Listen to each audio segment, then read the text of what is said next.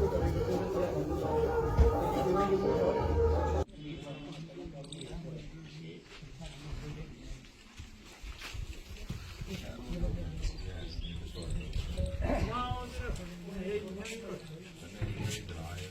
Media देख रहे हैं आप और मैं हूं आपका दोस्त उतीन शर्मा कठुआ से।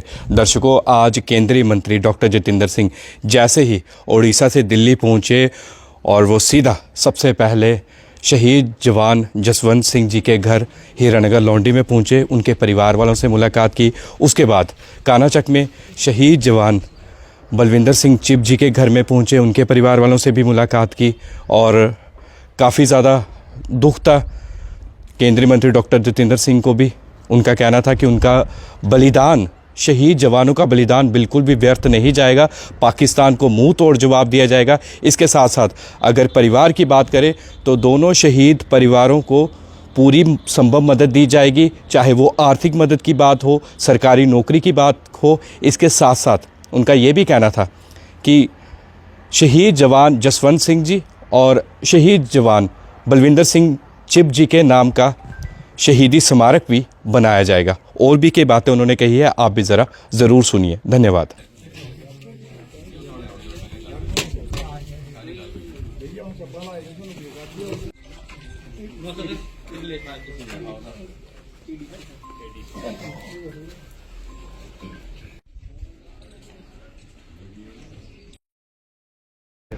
एक तो हमारे कठुआ ज़िला के 2 बच्चे शहीद हुए, लोंडी गांव के कानाचक का जसवंत और यहाँ पर बलविंदर चिब, और दोनों ही परिवार ऐसे कि जिन्होंने कई पीढ़ियों से मातृभूमि की रक्षा भी की, अपने जीवन समर्पित किए।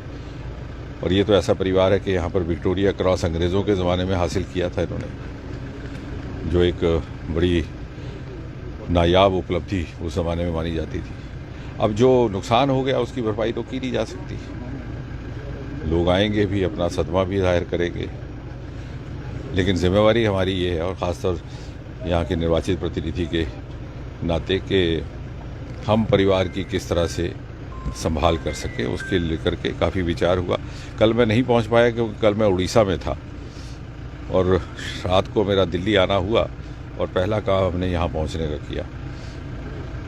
प्रशासन के साथ विस्तार में बातचीत हुई है। SRO के तहत सरकारी नौकरी की तो व्यवस्था की जाएगी, जसवंत के परिवार के लिए भी और बलविंदर के परिवार के लिए भी।